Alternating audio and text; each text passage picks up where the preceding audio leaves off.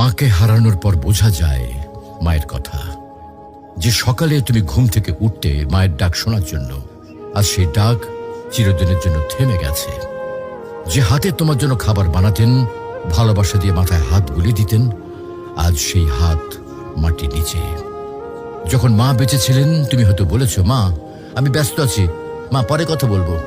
কিন্তু আজ তুমি সময় পেলেও আর সেই কথা শোনানোর মানুষটি নেই।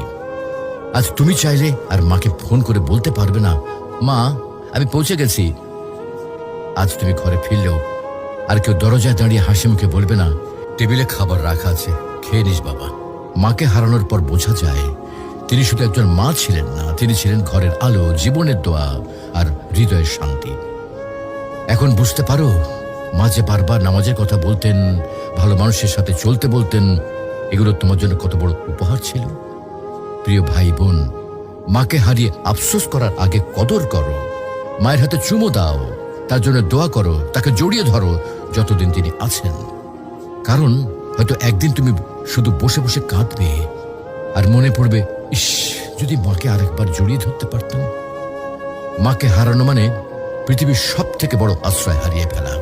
তুমি যখনই সময় পাও তোমার মায়ের সাথে সময় দাও, মায়ের জন্য দোয়া করো। মা যদি আজকে ইহলোক ত্যাগ করেন তাহলে তিনি আর ফিরে আসবেন না। মাকে ভালোবাসো, তার মনে কখনো কষ্ট দিও না।